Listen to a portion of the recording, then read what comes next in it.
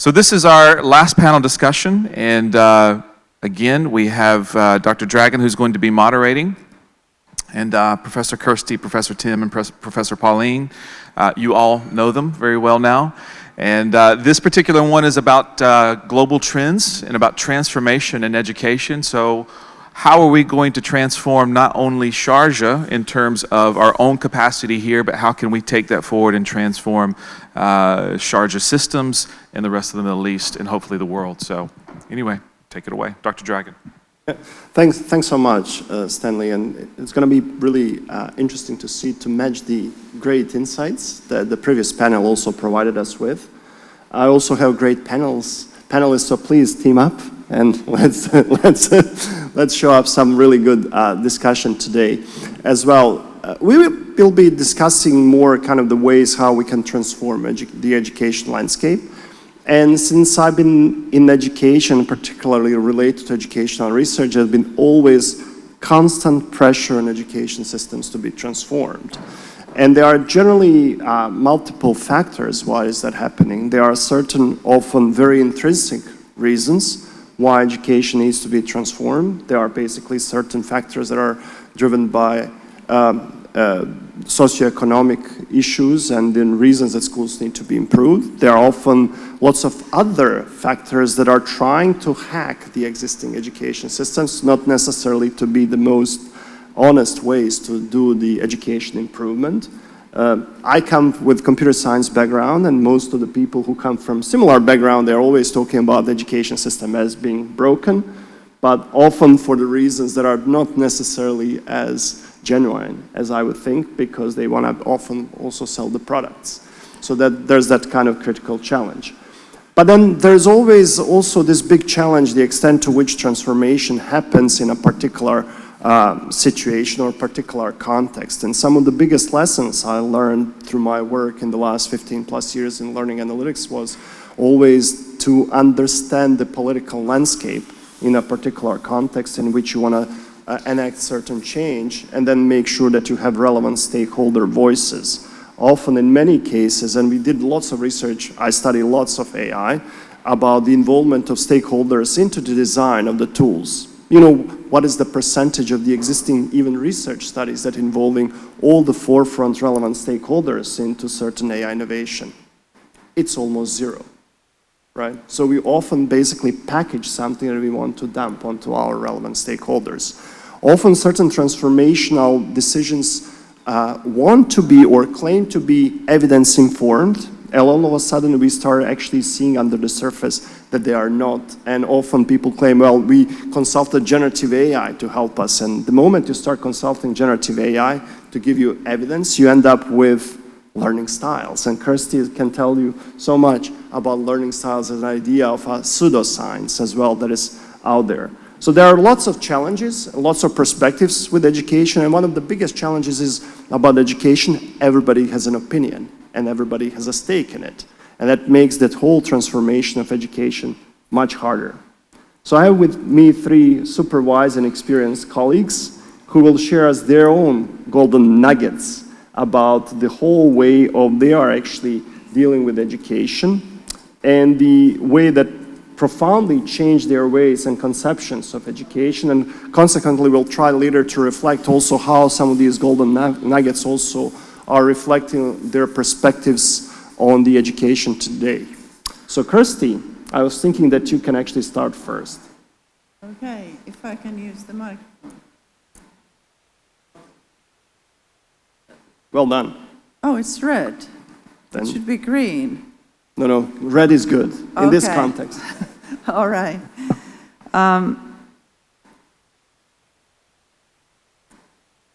Maybe one very important golden nugget that I learned like when I started doing my master thesis. And it's interesting because now we've been reading the learning diaries, analyzing learning diaries of the first cohort of our postgraduate diploma in education students. It appears that the same idea has been the most kind of memorable of all, and it has to do with remembering. what memory is and how we remember. And the stories, when I was doing my master's I was a memory researcher, and I was doing my master thesis on how people learn from text, how our high school students would respond in our national matriculation exam, and analyzing their answers. And then my professor, who was supervising me, said that, Kirsti, do you know that the most effective way of comprehending a text is to write? And then I didn't quite understand what he meant. And it's obviously because I would say 90% of people think that you need to first take in a lot of knowledge and then you can write. But very few people think writing as a learning tool, that it's a powerful tool for learning. And I've been discussing why it's so detrimental to outsource writing to chat boxes. It's because you kind of cause yourself a dementia, total brain dead, if you are never struggling with creating text. Because when you're writing, then you see what you know and what you don't know and what you should learn and what do these things actually mean that are on the text. This idea is not very new, but it hasn't very much informed our school system. In Cambridge, a professor named Bartlett wrote a book, Remembering 1932, and already there he was convincingly showing the constructive nature of human memory. Like when you are listening to me, you are not taking in what I say and storing it into your memory, but you're constantly questioning, what is she saying and what is she going to say next, and having hypotheses. Where is she going to get with this, all this? And this is also something that the students of SIA have been taking up in it's the most common kind of revelation they have, is that now they understand that there is no hard disk in their mind. I've done a lot of studies in neuroscience, and I've never seen a hard disk in human brain. Rather, human brain is constantly creating new connections. And what is the worst thing is, of course, that adults tend to maintain the previous ideas. We've been also doing research on teachers' ideas of knowledge and knowing. And those teachers who have this kind of knowledge transmission conception about human memory, they are least likely to apply digitalization or any new 21st century skills or anything like that, because what's the point if teaching is just, telling people things and them remembering? And what is interesting, my great guru, Jerome Bruner, was already showing in the 1960s that children are setting hypotheses. Children have a lot of pre-understanding about the world. They are constantly wondering and posing questions. And that's the nature of child already. So children are not empty vessels to be filled in with knowledge. They are not stupid adults. You can even hear their synapses kind of growing in their brain when they are like little researchers. They are constantly open to the world and trying to find answers. And they stop asking after they've been in school for 1 year. So I hope that let's keep their minds open and let's rethink about how we understand remembering, memory, and the role of artificial intelligence. Thanks so much, Kirsti. I had these keynote slides for more than 2 years now, saying writing is one of the most important learning tools, and what happens we don't understand when we deprive the learners from that important tool. So completely on board with that, and lots of other problematic things that are happening that we really, I think, have to take very responsibly, how we are preparing the learners for this age in which AI is trying to take away our fundamental function and the identity. Tim, over to you and your golden nugget. have a very different golden nugget. I actually was invited to the state of Nevada recently to give a talk by the governor, and they put me in a hotel that was called the Golden Nugget, which is, and this is giving me flashbacks, and there was nothing golden about that nugget. This is a golden nugget about action research, to use language that Dr. Muhadita and I were talking about yesterday, or continuous improvement at broad scale in the U.S. that I think is salient for the work here. And several years ago, a research group that I was responsible for, which had an incredible amount of evidence, data on all young people in Chicago, we tracked how many of the students finished a 4-year college degree by the time they were 25. And we found that of 9th graders, first years in high school, 6% of Chicago students finished a 4-year college degree by the time they were 25. If you were African American or Latino, it was a boy, it was 2%, so 1 in 50. This was then banner headlines of the Tribune, which as a research person, I thought, okay, I've done my job now. Somebody's going to do something about this because it's covering the whole front page of the newspaper. And nothing really much happened. And so that led us to say, all right, let's see if we can figure out what's going on here and why are so few young people prevailing through school. And this is about 500,000 students or so in Chicago city schools at the time. The one really important thing we found out was that 9th graders were how you did in 9th grade, literally whether you passed your core academic classes, was a better predictor of whether you finished high school than your family's income, a student's race, and their prior academic achievement combined.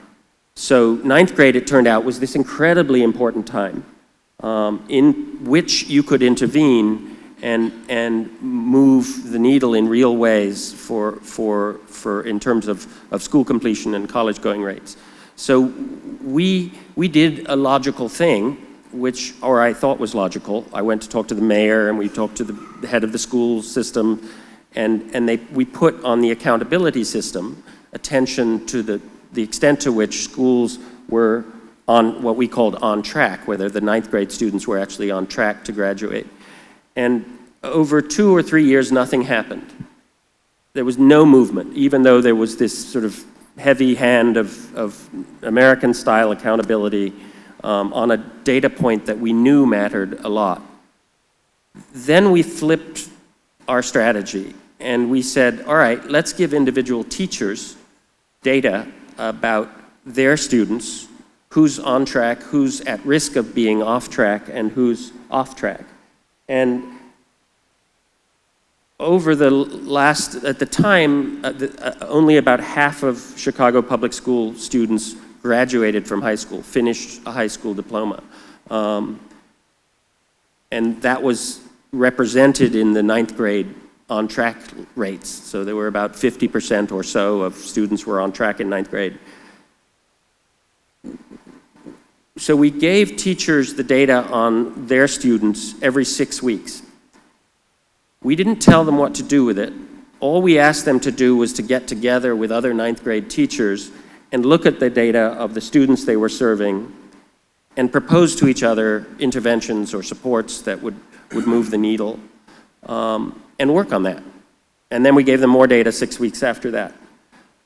And it took a while, but over a decade, the high school completion rates in Chicago have gone up for almost 500,000 kids, have gone up from 50% to now 87%. So that's a story, in my view, about evidence in the right hands, at the right evidence in the right hands, at the right time. It's not a story about implement this intervention with fidelity. It's about really giving agency to the people most proximate to young people, but informed by really good data. which we know is predictive. The college-going rates, you'll be glad to know, now have also gone from what were 6% on aggregate to about 23%. Not great, but it's a slow business we're in, as we all know. So that's my nugget. So much, Tim. It was really, really interesting story. Pauline. So thanks everyone, and when Stan gave us these questions to think about and reflect upon, I thought, because I think this year is my 42nd year in education, there was a lot to reflect upon around golden nuggets. So you started age 2 to be in education. Yeah, that's right, thank you, yeah, that's good. Flattery always works, yeah. But thinking about golden nuggets, I didn't immediately think of chicken, because being in an Australian context and having the gold rush out there, golden nuggets to me is where you you can stumble upon them, or you can dig a little bit in the ground and then something really beautiful emerges from that. So I just wanted to say that I'm not thinking about chicken in this at all. But I just thought I'd just map a little bit, just like Gare did a little bit about my trajectory in education and thinking back on that reflection to why I'm choosing the nugget that I am. So I was born in the north of England. My mother was a primary school teacher.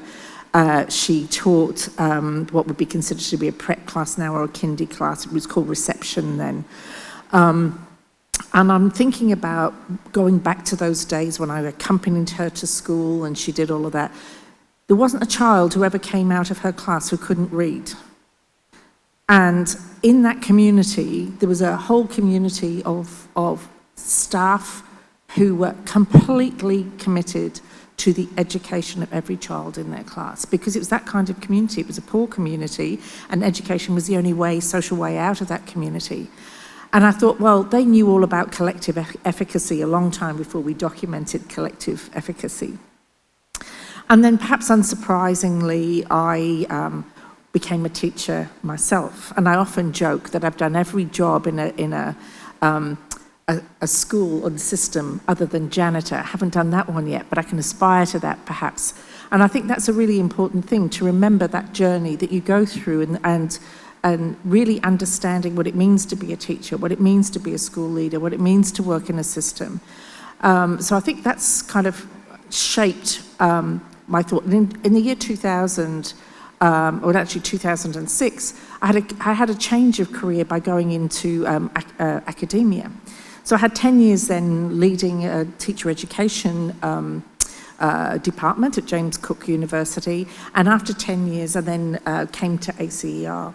And all those changes in my life were driven by I want to have impact. I wanted my work to have impact, and seeing, do you have impact in the classroom, or do you have impact in working on statewide capability building programs, or do you get the pre-service teachers? So that's what has been the driver.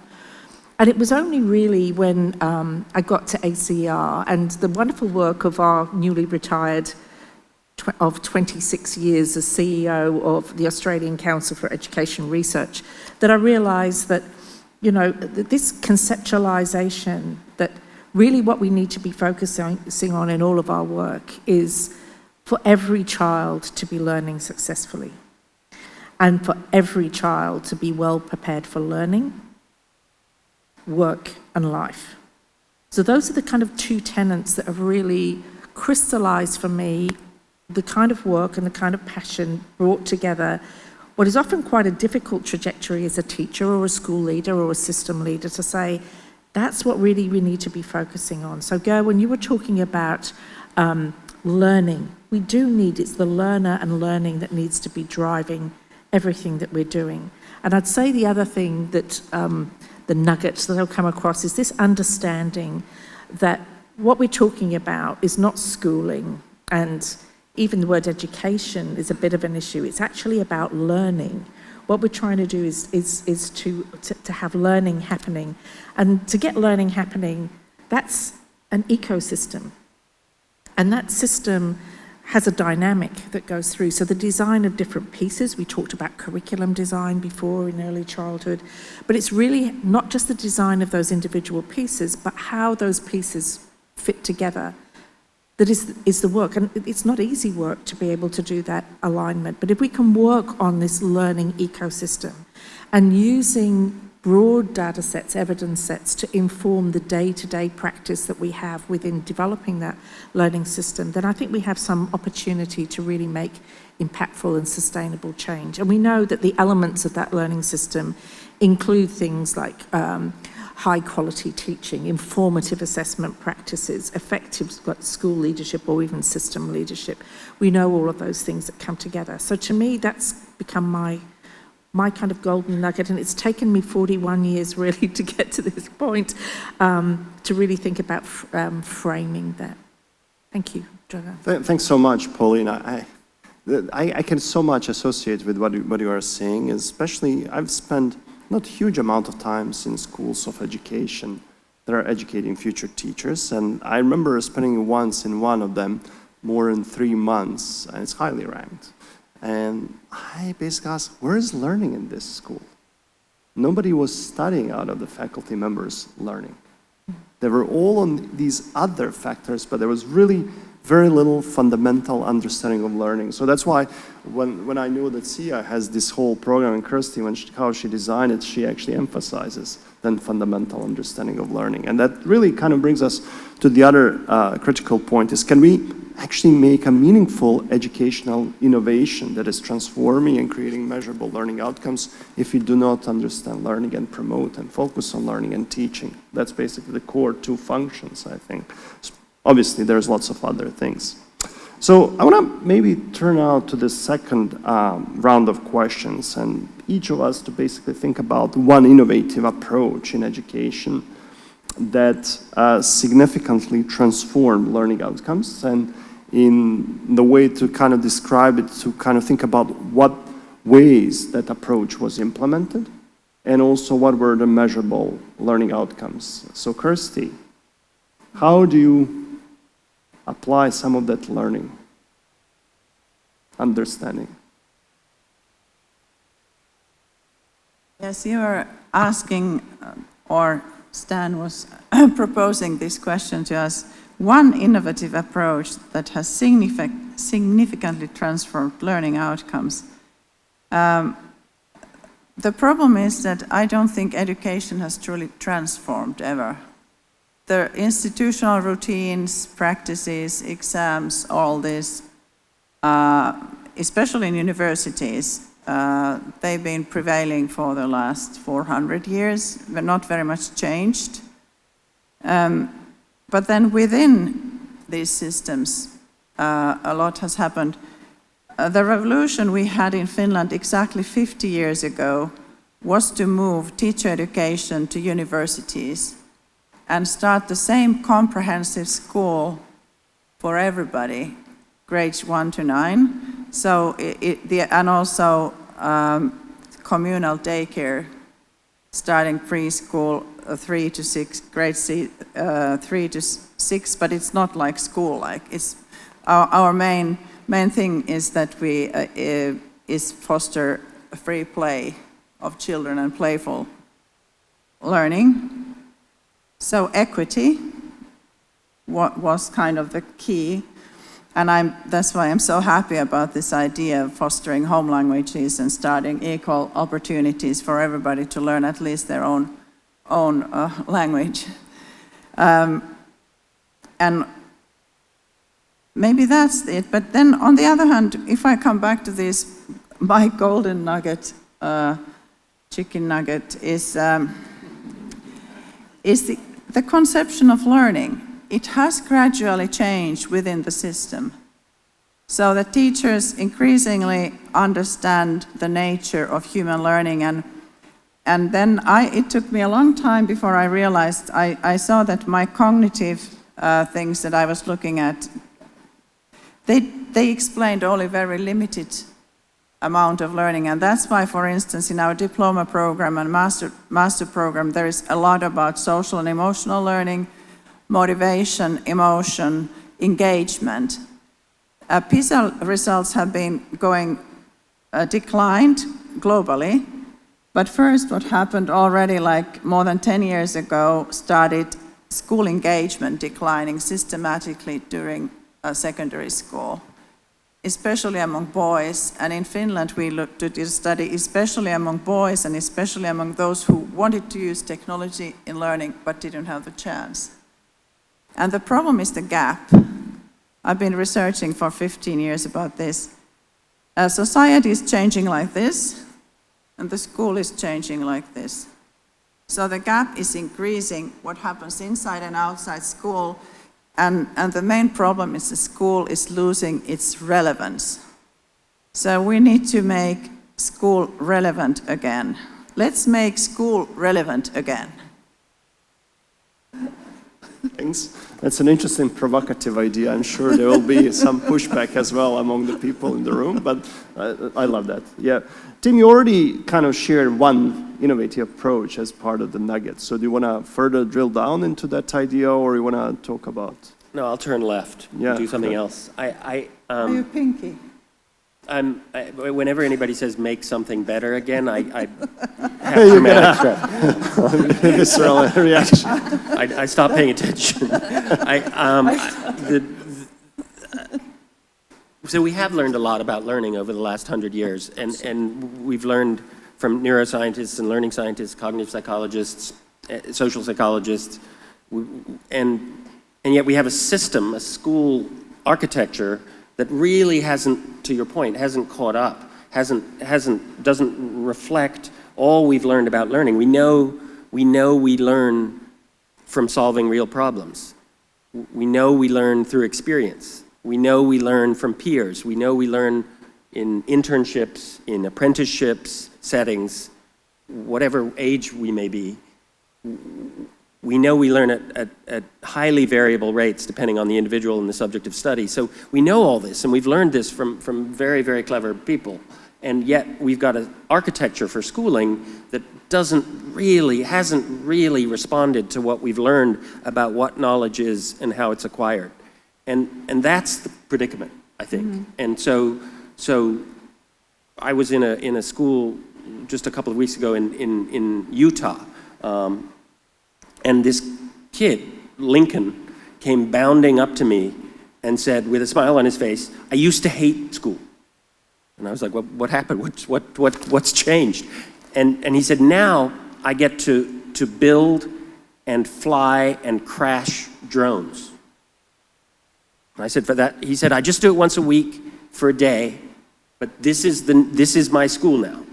And the rest of the classes now seem somehow relevant to me." And he was building a business plan for a drone that he built with a friend with an infrared camera that could fly over houses and see where the air conditioning or the heat was leaking. They were going to go and then talk to the people in those houses and offer to renovate their houses so they would be more efficient. So I give that example, I think, to capture something you were alluding to, that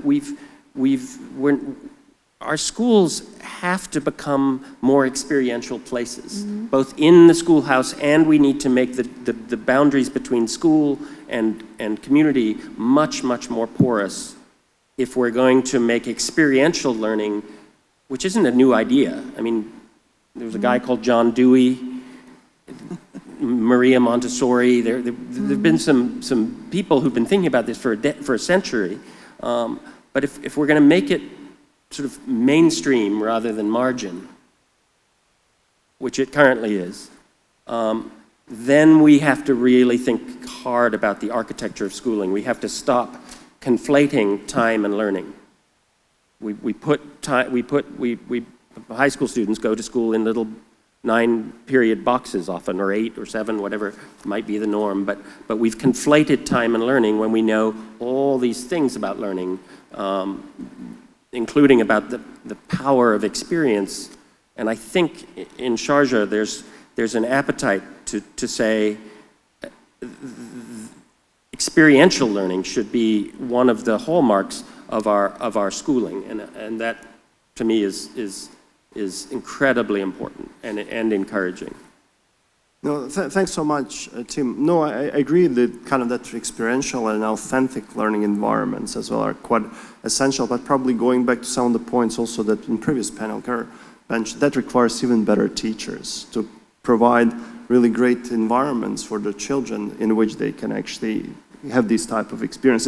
Often we find that many think that these type of environments are just easy way to get by, but they actually require far more design, far more careful thinking, far more upfront investment to make them far more effective also learning experiences. If I might just connect, I completely agree. And in terms of Sia's work then, if we know that's the kind of experience that young people need, then what should that suggest about the training for teachers, aspiring teachers, or incumbent teachers?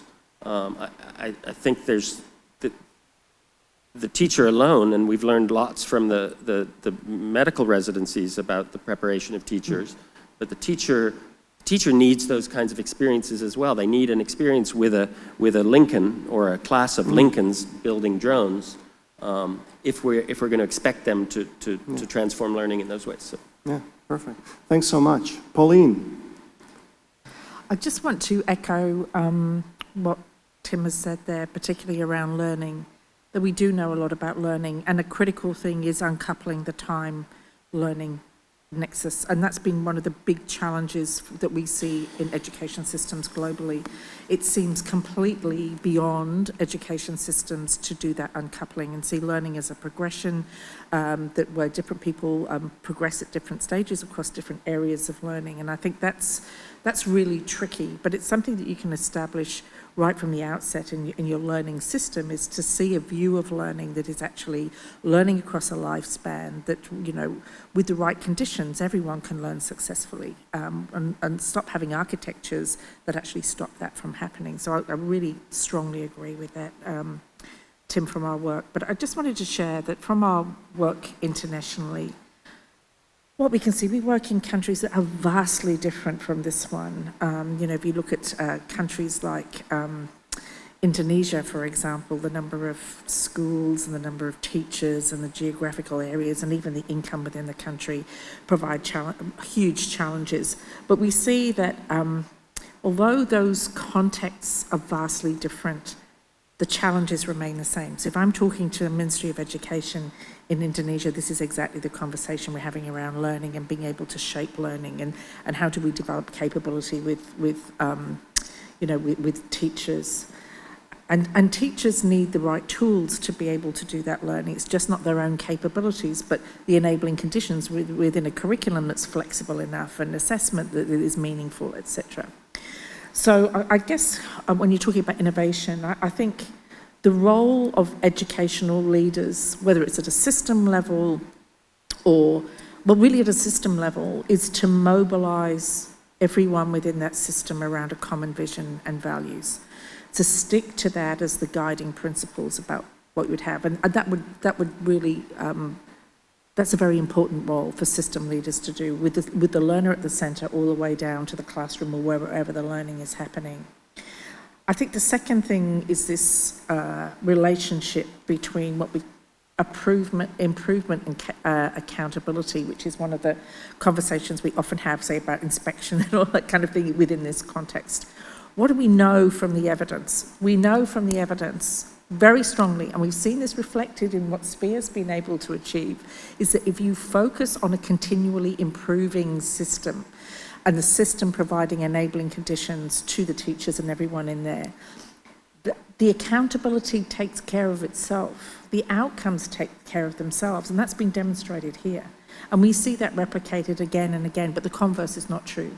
If you focus on accountability, the improvement doesn't happen, or the continuing improvement doesn't happen, because it's the wrong drivers. There's a lot of the wrong levers that we're using. So I'd say in terms of innovation, you know, really for everyone in a system to be thinking about mobilising people around that common vision. So fortunate here, vision of His Highness, you know, that concept, that focus on the learner. And the other great opportunity is the link between the regulator and the academy, and now higher education, making that link across. This is a moment. I always think it's, you know, there are some moments, and I feel as if this is a moment. Thanks, Dragan. Thanks so much, Pauline. And that is also a nice segue as well for our next series of questions that we had, that are a bit more personalized, and where we want to explore also some opportunities for incorporating certain approaches to teacher training that SIA can potentially implement. We have Kirsti, who wrote about phenomenal education as part of her book some time ago. And given how phenomenal Kirsti is as well, we wanted to ask her to talk a bit about phenomenon and interdisciplinary approaches to be integrated into the teacher training program to enhance their experiences, and what are potential challenges and solutions that can be done to actually enact that change. Kirsti, over to you. Yes. Phenomenon-based learning is some kind of specific method that we think that starts not from the logic of like biology, mathematics, science, languages, arts, sports, music, but it starts from phenomenon. Interesting question. I was thinking like this safari, how does it relate to our work here? The experience? Well, it could be just entertainment, going to safari. That's experiential learning, but it's still not yet very cognitive, just, oh, there is a lion. But then understanding that this phenomenon of conservation of nature, if that's a phenomenon we are interested in, conservation of African nature, it would be the phenomenon of study. And then we would see antelopes that are extinct outside zoos, and then they are there, and they reproduce, and they can be taken back to Africa. And in the meanwhile, helping Africa to have safe environment for those animals. Then we are talking about phenomenon-based learning. It makes also us think about sustainability, environmental protection, climate change. Why are people poaching animals? They're hungry. They don't have food. So we can come all the way to the world peace. And that's why we need interdisciplinary thinking.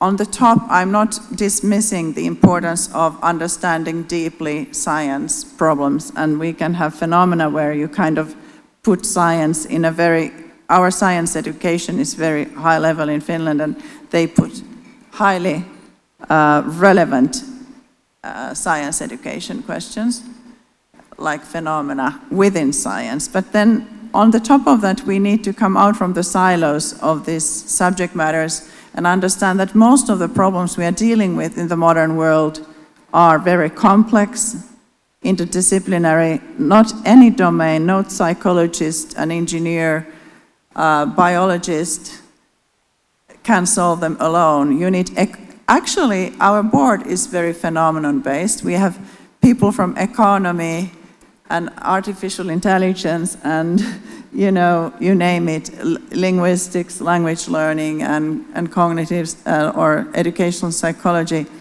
because we have a phenomenon of teacher education that we need to solve. And then having diversity is a good concept. In nature, you need diversity, and among people, you need diversity. Because if you only have one kind of people solving complex problems, then you are in trouble. If everybody thinks in the same way and understands the world in the same way, then we cannot tackle. Actually, there is research, that's how Nobel Prizes have been won, is that you have, like DNA, it was 4 different fields that were looking at this helix thing.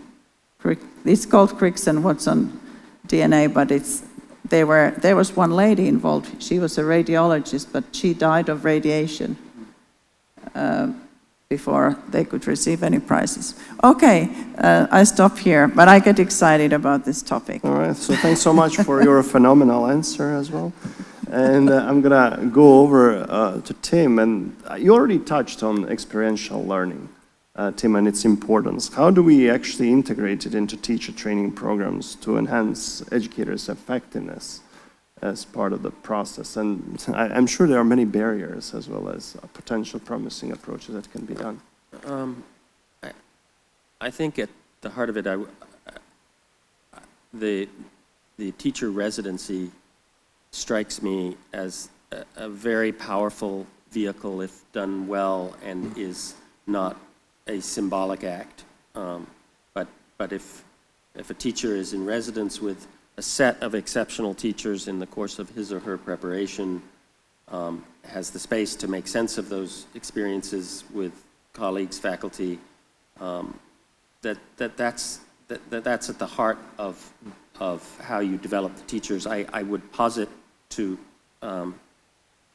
colleagues here, I was thinking overnight about these remarkable nurseries that are being developed and the opportunity to turn at least some of them into places where aspiring teachers, aspiring leaders can also be learning much as you would in a teaching hospital.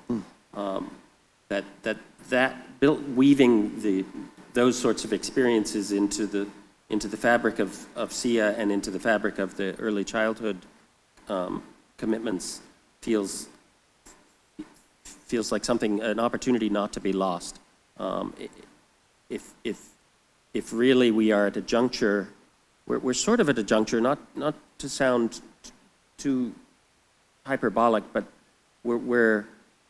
we have to change the fundamental role of teaching. If we expect the formulations of learning to change and young people to not just be developing knowledge, not just be developing skills, but to be developing values, as we heard earlier, then the job of a teacher is shifting, and then you layer on the technological pace of change. So if that's the case, if you in the U.S. we have incredible teacher shortages, and then suddenly they evaporate. And this has been going on for my whole career, where everybody says, "Oh, there's a terrible cliff coming," and then the cliff never really shows up. And the reason is because there's enough humans to be in classrooms, but there's not enough extraordinary humans to be in classrooms.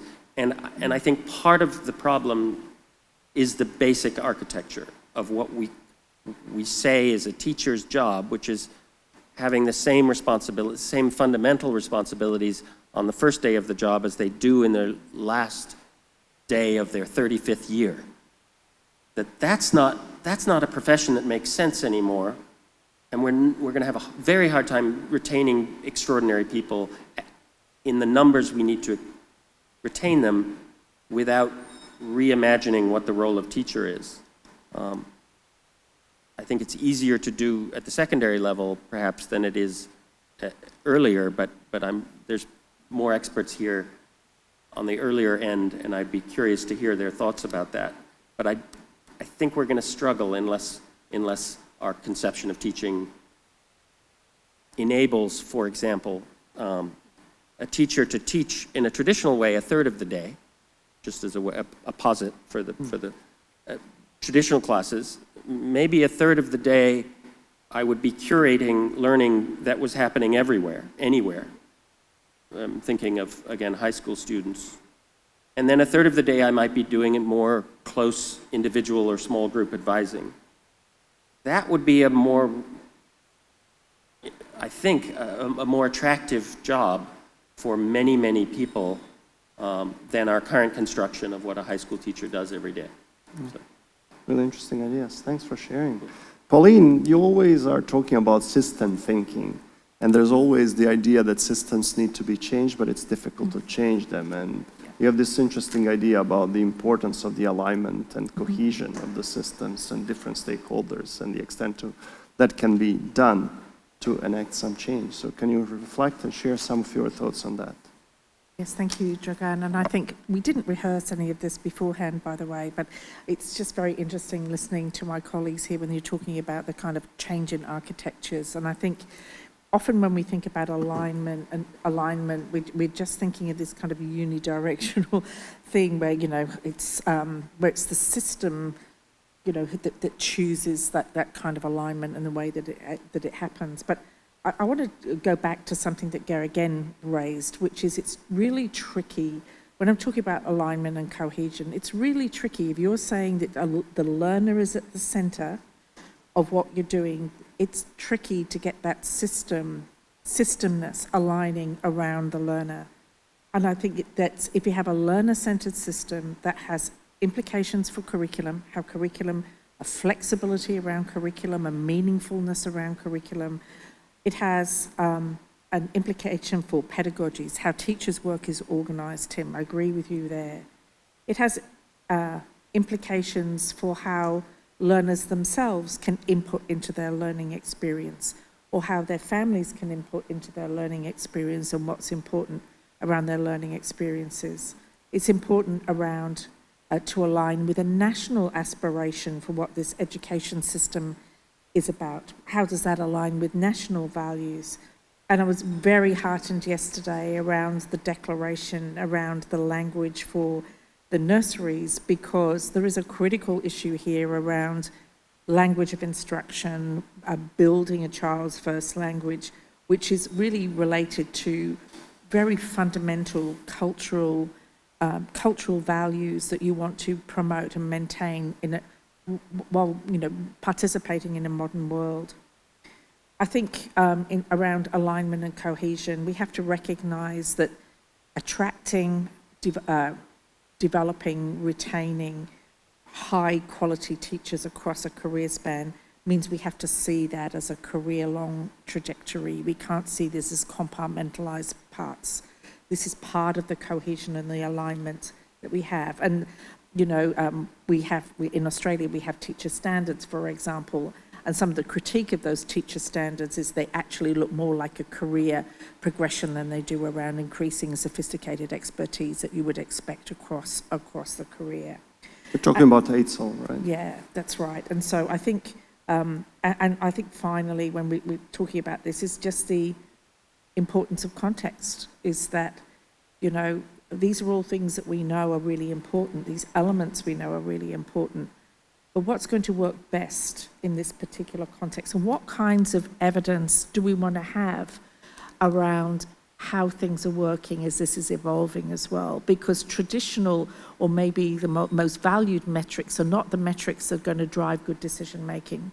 We might not, if we want to measure what's important to us, then we might have to think about different ways of measuring, not just the measures that might be imposed upon us. So I think that's another challenge, but also an opportunity. Yeah, thanks so much. Those are really interesting, good ideas and thoughts to bear in mind. Just one final question for all our panelists in terms of any advice that you would have to offer to SIA as we aim to embrace innovation and transform and influence educational practices in Sharjah and beyond. So Kirsti, enlighten us with some Santa type of gifts. A what? Santa is the Well, gift. I just You come from Finland, so. I just got an idea that the board could write a book called Phenomenal Learning in Super Diverse Settings. Yeah. Phenomenal learning from Sharjah. Because it's much easier. Usually those who do well in PISA tests or something, they are quite homogeneous cultures, like Japan. Singapore is not even a country, it's a city. Estonia, Finland, compact, homogeneous places. But countries that I really admire are places like Canada or New Zealand, who are doing great and they are very diverse. And the challenge of what if we start thinking about diversity not as a challenge, but diversity like to embrace diversity? Because very deep vision, you need several eyes and several perspectives and cultural understanding. So I started thinking that I've worked a lot also with philosophers, and my philosopher friends, they have this principle that always take another perspective, that only dead fish are swimming towards the river,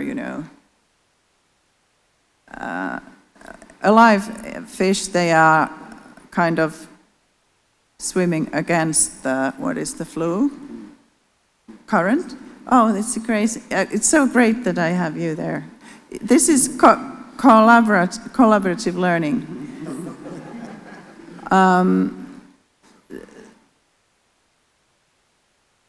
Yes, I thought it was a brilliant idea, but it's coming back. Of course, my mother also thinks that I had brilliant ideas. Me and my mother think that.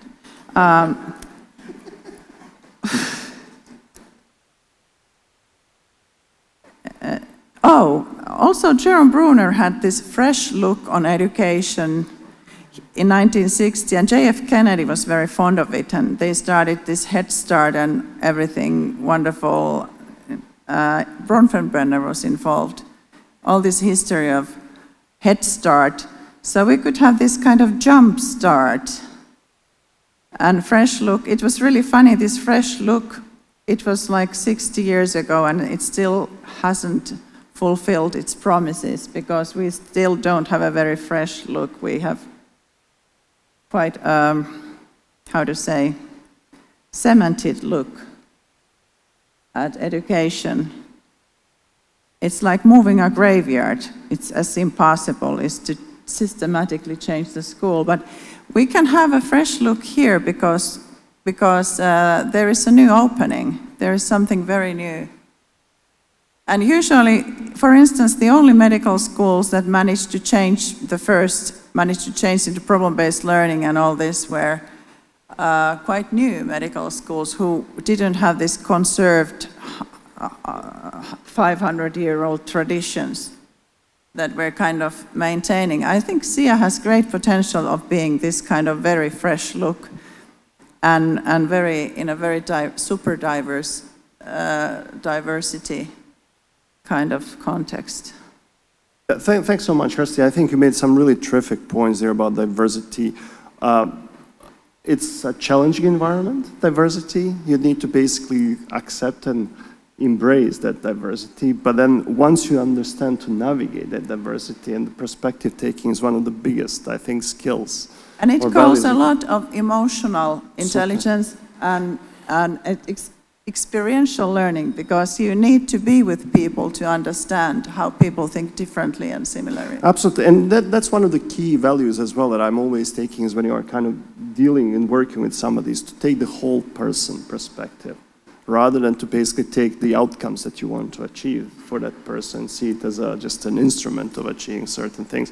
You want to know who they are, you know where they are coming from, you want to do all these things. And for some people that comes more naturally, for others don't, but the question is how we can nurture that in the whole education system. And see, I think it's a really big, important thing to think through that. Tim, over to you. Kirsti told me yesterday that she has a dark sense of humor, and now I think I understand why. She was talking about moving graveyards and dead fish. In the U.S., the momentum, it's almost like a new pandemic, the portraits of a graduate.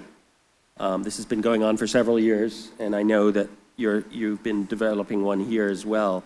And on the upside, the portrait of a graduate is the opportunity for stakeholders to articulate in a clear way what they want young people to know and be able to do by the time they finish school.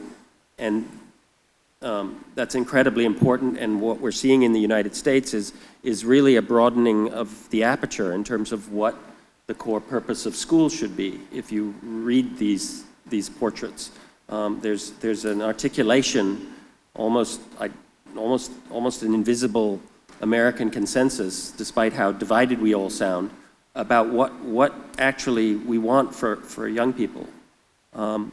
So that's great, and it's great that Sharjah has also been on this path of building a portrait. I think what I hear from colleagues across the country who are willing to put their shoulders down and speak bluntly about these portraits is that A, they don't in and of themselves change any behavior, and B, there's no way of assessing the things that have been articulated as important. And so that's more of an observation to really think hard about the evidence that you are going to bring to bear that would help determine whether these portraits are becoming manifest and whether these goals and aspirations, which are almost inevitably broader than singular academic disciplines, which is great. It's great that we're heading in this direction at this moment in time, but that if we do it without evidence, we do it, I think, at some peril. I think that evidence, and where Sharjah is as well, especially this kind of connection, SIA and SPIA offers a great opportunity that you can actually produce evidence that can be translated into practice and to work with schools and learners and families to try and transform and enact change. Pauline. Thanks, Dragan. Okay, let's set my timer off again. So, I'm always the teacher, so I've got to keep to my time. This is the thing. So I think,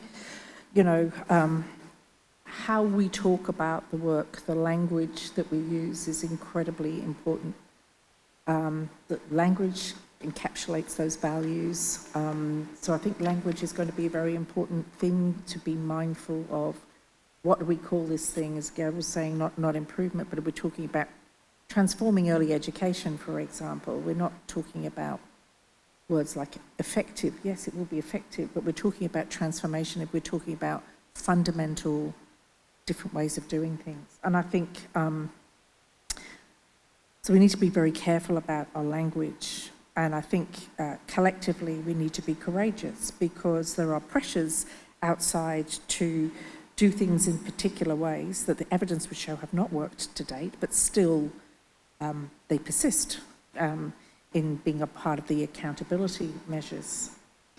I think it's important to see this as a continuous endeavour. It's not something where you're suddenly going to get it right and we can all go home and it's fine, or we can all retire. If you think about His Highness, for example, as being the first Minister for Education in this nation. Yeah, and this nation is 53 years old, I believe. So this is a continuous project, and but those values that have been held, it's a real distinctive thing, I think, about Sharjah. Those values, because of that continuity, have been held for a long time. But maintaining those values in the face of structures and things has been very difficult. I think the opportunity here, seeing that longitudinal learning now from early childhood through a schooling system, whatever that schooling system looks like, and higher education, is a real opportunity. And the opportunity between, you've got SPEAR as the regulator, but it also from the outset was also a support to improvement. It was never just a regulator, which is quite unusual. With SIA, as with all its mandates, and now the higher education accreditation, such a great opportunity to see this as not just in Sharjah, seeing that longitudinally, which it doesn't occur anywhere else in this nation, not even at a federal level. There isn't that kind of idea about that continuity, but also the opportunity to have that kind of driving common vision all the way across. So I think there are some, again, I see it as a moment. I just want to leave you with something which is back to do with the language. We're just finalising the last, what we believe to be the last of our family of tools that we use to support education systems. And the tool is actually around teaching. So we've had one about education system, we've had one around school leadership, we've had our most well-known one, which is around school improvement, which has been used here. But we changed the title of this tool is the Teacher Practice Improvement Tool, which from evidence is really thinking about what are the practices that are involved, not performance, what are the practices that teachers, and we've just had some feedback, we're really, really happy with the tool, but we've just had some feedback around changing the title of the first domain of this Teacher Practice Improvement Tool to teachers really having commitment and passion. And I think that language really needs to infuse the kind of things that we're doing here. It's around commitment, and I know that Stan made us all commit to various different things yesterday, but it's around that passion, the passion around making a difference to each and every learner. So Thanks. Yeah. Thanks so much, Pauline. I think it was a really fascinating discussion. I think some of the key themes that I would highlight is basically the importance of that understanding that we have about human learning that is already pretty robust. There's strong evidence, yet the challenge of translating that evidence into the practice and how we can actually have that systemic change, the importance of the experiential learning, and then that kind of alignment between teachers and students. One of the things that I want to emphasize maybe as a part of also sharing from my side as well, transformative some, my chicken nugget, right, for the end of the day is, I grew up in an environment which was troubled with wars, with international sanctions, and throughout the 1990s with the break of Yugoslavia and everything, I was basically always saying, I'm lucky that I'm going through the education system. I'm very lucky that I can just focus on it. I don't have to basically be part of any other thing, so I can actually be isolated in that sphere. And the system I was educated in was pretty solid in terms of the scientific education, in terms of many other things. But the most transformative moment for me happened in 2005, September. I'm cursed with memory. So, and that was basically when I was already in Canada postdoc. And it was the moment when I realized that my ideas are something that I can implement, that I should not be afraid of these ideas, that the system itself in which I was actually growing up was telling me, well, you can do all these things, but it's okay, that's not done here, you cannot be doing it. And I think there are many children in many schools, especially in low socioeconomic regions and parts, come with very underprivileged backgrounds. They come with that type of mentality. The question is how the school can actually help them to believe that they can be agents of transformation. And that's basically for both the teachers and students. And that's, to me, I even now get very happy with that revelation. That basically is probably the most happiest moment of my life that happened to me ever. And I hope that we can also pass on that happy moment to other people to actually embrace it. So I suppose, Stan, we have some moments for maybe 2 or 3 questions before we go for lunch. We have some moments. All right, good. Let's use those moments. Ahmed, and then Gur, and then Jojo. Should I start? Ahmed, Okay, that's yes. fine. So Ahmed here from SPIA, Strategy and Excellence Office. And I just echo what Dr. Kirsti mentioned about how agile, young organization we are, and we have a lot of opportunities. However, from the other side, we are dealing with a lot of rigid systems, and we still have 10 different curricula, 204 nationalities. So on the back of our mind, we have a lot of changes to be done within the community, which I think this is the biggest challenge in general we are facing, is how to change.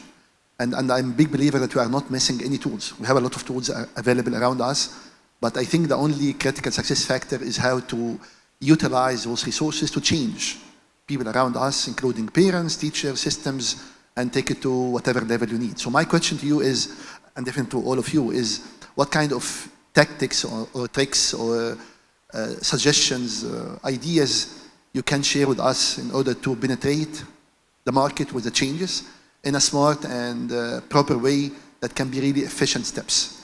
And definitely this can be applied for the skills, and the move from the normal traditional curriculum to skills can be also applied for the inspection. It can be applied to everywhere, how to shift the actions into different ways and to change in a proper trajectory. Who's gonna take this easy Can I question? say something about the master program here? Okay. The Master of Teacher Leadership. The idea of building the program so that it calls for creative collaboration. And already the in-service teachers who participate, they have various backgrounds, and they learn to collaboratively create something that's part of the thing, trying to make them also to work like a research group. And then this experiential learning, when we trained medical teachers into problem-based tutors, they had the experience of discovery, that they had experienced how wonderful it is to discover or have some kind of insights. And and we think that this experience for teachers is that they have this joy of learning and discovery during their own course. Then they will want to share that and promote the children's and students and other people's new perspectives and discoveries. And also this idea of action-based or design-based learning, which means that then they can go to schools and put in practice those things and to see how they can be implemented in their daily work. I was thinking that this kind of there was one professor in Sweden who was doing research on Henry Montgomery. He was doing research on perspective taking. And he was working also in Middle East, in Palestine, and he was thinking that perspective taking is one of the key factors to build world peace, so that people can understand and taking each other's perspectives. It's very painful sometimes, and we tend to dismiss everything that is different from me. And having kind of learning that kind of idea that we can take different perspectives and trying to understand each other, even if we don't always accept certain things. And I hope that the philosophy how we built the master program would help in this kind of transformation, like what Pauline and Tim were talking about. And this kind of revelation that people who come from challenging environments to move to Emirates, they also feel that they have chances for, through, for instance, early childhood education, which is decisive for their future of their children. Right. I start talking about world peace already. This is at risk of stating something that is probably self-evident. I learned recently that the average teacher in the United States uses approximately 115 technology apps in the course of their work. Mm-hmm. And so I think my takeaway from that is practice the art of subtraction. Yeah. We are exuberant about adding things and new things and initiatives, and I know this especially in relatively young institutions, but when you think about what teachers are being asked to do, that I think a primary role is for us to say and be very explicit about what is coming off the table as we try to make space for new things. And I mean, like I said before, that this is a continuous thing, that every system, because it's an ecosystem, needs to work on this in a continuous way. And I'd be saying, I know the challenges there of all the different curricula and what you have, but really about this has got to be, because you're in this for the long haul, you have a core set of values already. You need to mobilise people around those core sets of values and be very transparent around what you're doing. But think about this as incremental. And there's a very, very huge opportunity here within the early childhood element to actually create from the ground up, the foundations from the ground up, the kind of learning that you want to be characteristic of Sharjah across all the different learning areas. And you're always going to have the challenge of different curricula or whatever, but that doesn't matter. Really, it's around what the kinds of things are that frame the expectations of what you want to see in schools. So that incremental nature, I'm very keen on the subtractive nature of things, not adding more, but really paring back. And then seeing this as an incremental that you build from the ground, from early years up. That's the opportunity that you have here, because it'll be contagious. Yeah, not contagious just across the system that you are responsible for, contagious across the nation, because we know that this is something that's been grappled with across the nation, and contagious across the region and across MENA countries as well. So that's your kind of incremental way of looking at it, from my view. Yeah. Thanks so much. Go. Thank you so much. You learn something every day. I really enjoyed that session, and hence Hence my question, well, it's not a question, it's an observation, and I would very much welcome your brief thoughts on this. And so I got shouted at a couple of weeks ago at a conference, and the reason I got shouted is because I told, in a longer version, this story. It's about reality checks for gaps for children and teachers, and perhaps about courage and trust and liberation also. So 12 months ago, my daughter goes to school. She's on the bus. She's on her mobile phone. She's on the phone to her mates in Spain in Spanish. She's just finishing off the homework she should have done last night. She's also on Instagram and all those kind of things. She gets off the bus. She walks into school. She has to hand in her phone. The time machine takes her back to 1999. 3 o'clock in the afternoon, she gets her phone back, and the world is her oyster again. That's my daughter, the reality gap. My reality gap is I was a language teacher. I am a language teacher. I was interviewed last week by my student of 40 years ago, and he asked me what I would do differently. And I said my lesson would now start with the following question, in German, of course. My lesson would start with a question: have you all got your mobile phones with you? Are they charged up? We're going on WhatsApp groups to Germany now. And at that point, I got shouted at. So courage and teacher liberation and trust. That's the reality gap also, isn't it? And when we plan in the future, we need to, I think, bear that in mind. And I don't know that there's an answer to this, but I would be very interested in your reaction to that dilemma, I suppose.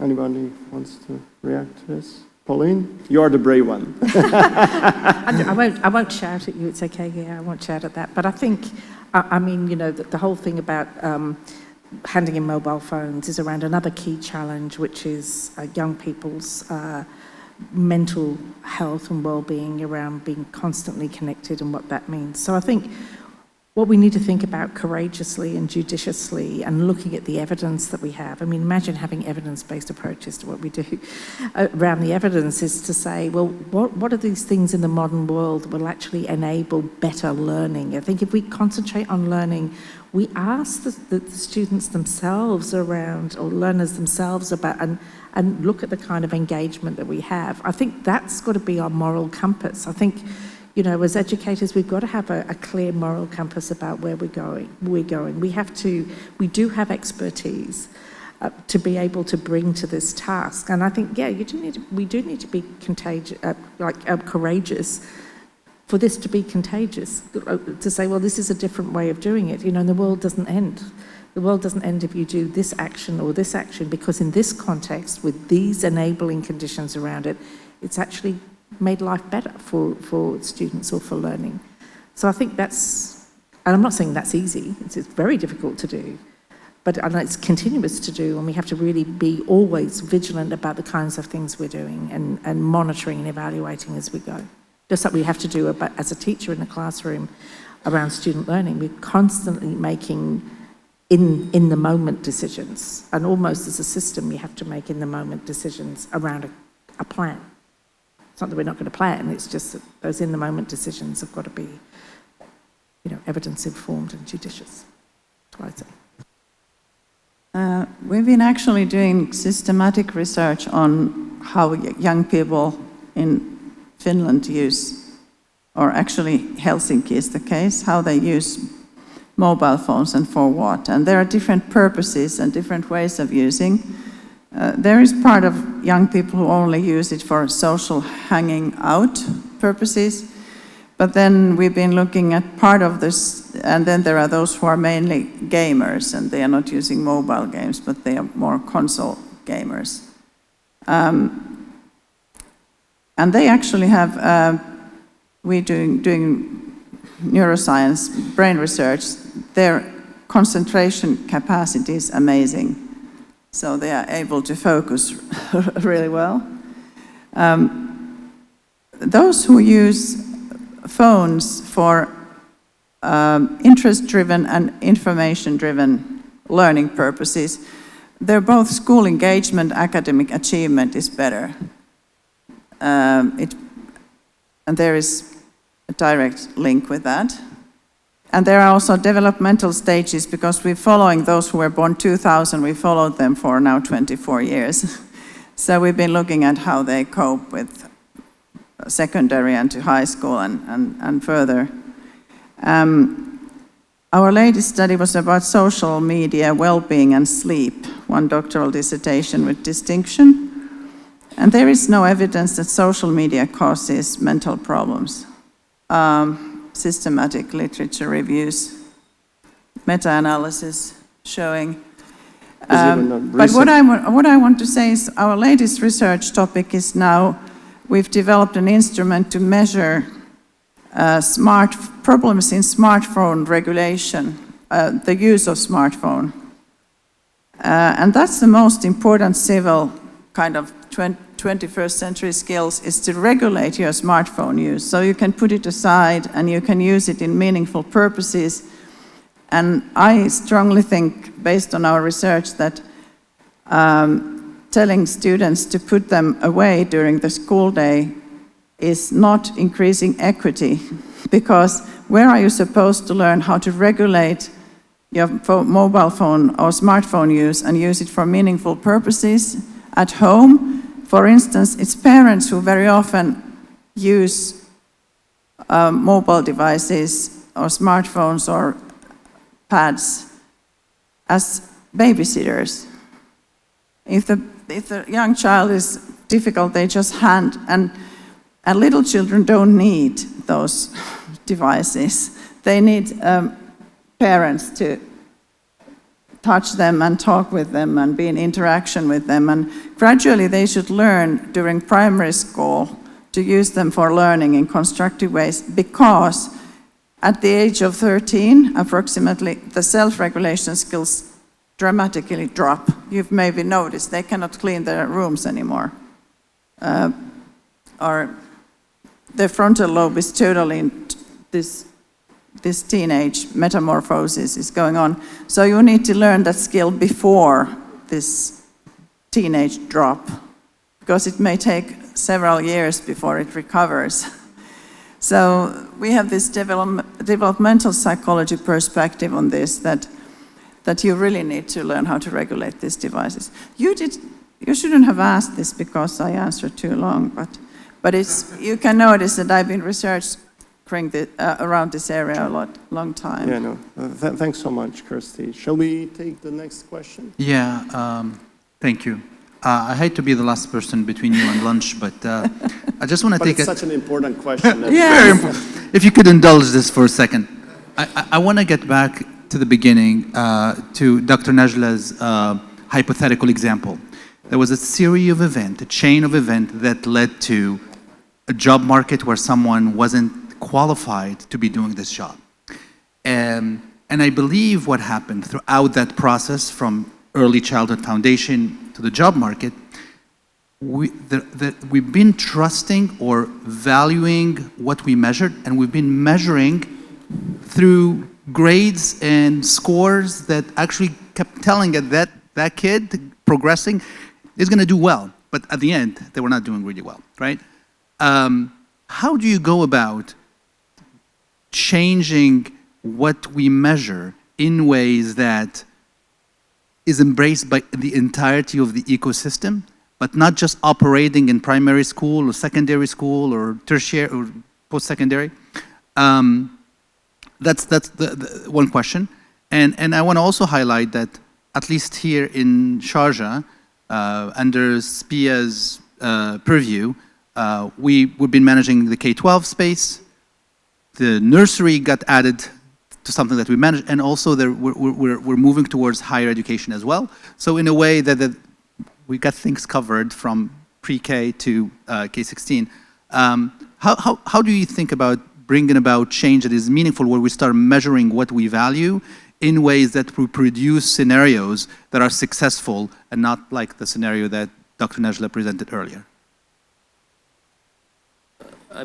You have to start by building tools that actually capture what you're interested in measuring.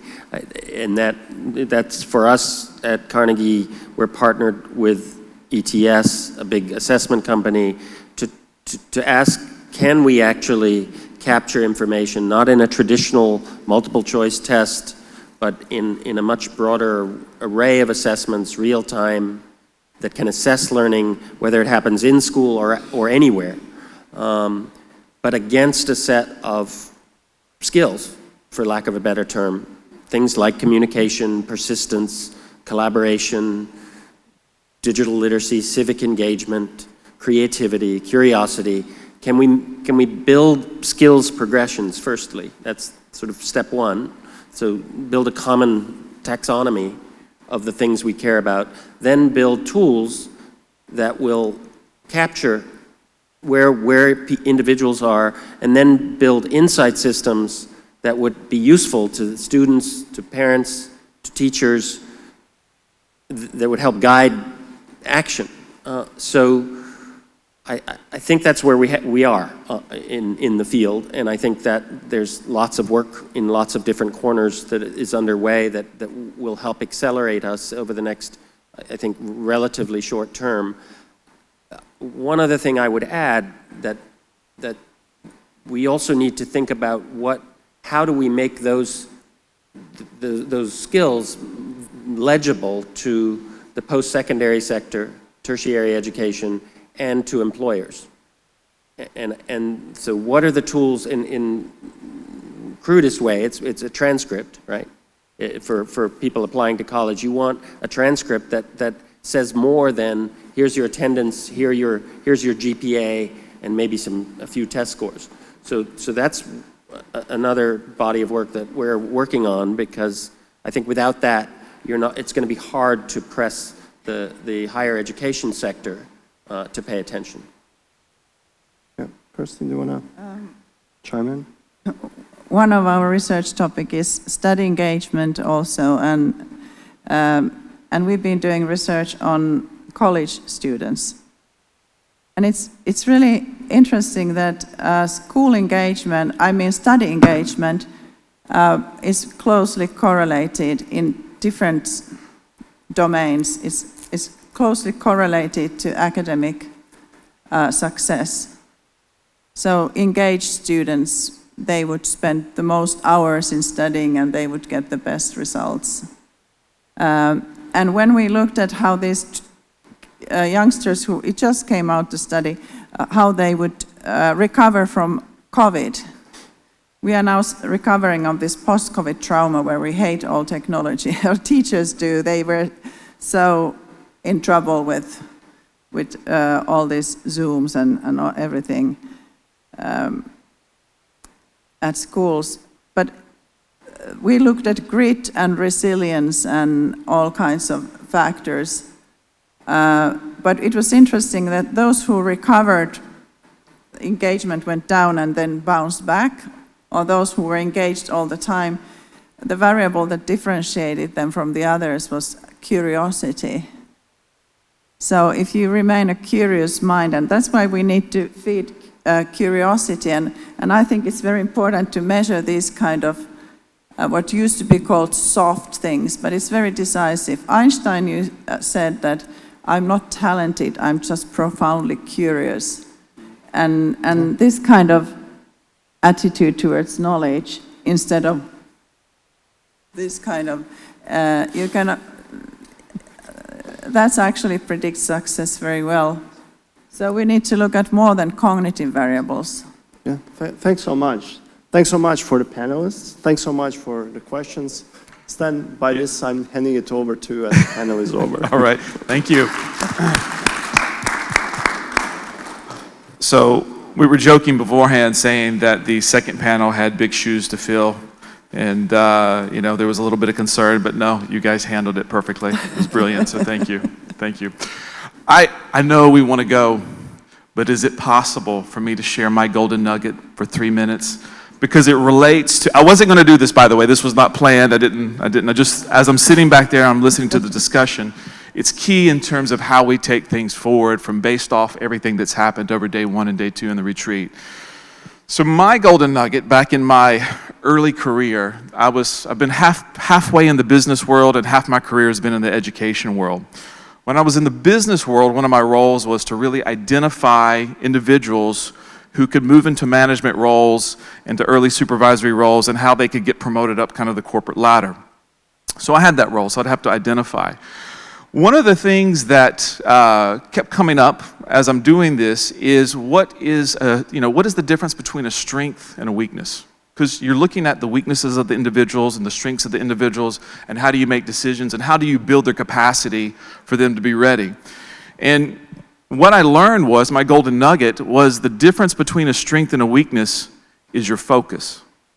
So inherent within every single weakness is embedded a strength, and with every single strength, there's embedded a weakness to it. So when I shifted my focus to look within the weakness to identify what the strength was and focus my attention on that strength, the employee would transform. You would see a major difference in terms of building their capacity and their energy and their levels to be able to go up and move up through that corporate ladder. And that's what kind of launched my success in that area. How does that relate to today? Several of the themes that we've had over the course of the last 2 days have been a shift in focus. And I'll give you one key theme that's kind of played out that I've seen over and over and over again. That's the difference between focusing on the institutions versus the individual itself. So we talk about school improvement and improving schools and those kinds of things, but really everybody is saying, echoing over and over again, we need to place more attention on the individual itself. And then as we also talk about teachers and their roles and what they have, the implication for that is profound in terms of what we need to do to actually look at that process for the teachers themselves. So this is something, Ms. Angela, you had a brilliant idea earlier. You wanted to say, kind of sum up what has been happening here. I'm going to be doing that for the next day or two, is pulling all of these things together, looking for those synthesis points, and then I'm going to broadcast it to everybody, and we're going to continue the conversation and look how we can take this and utilize this within SIA to propel us forward. So that shift in focus is really, really critical. And I know, Professor Guerra, you and I were talking about that a little bit yesterday, or day one as well, so really critical for us.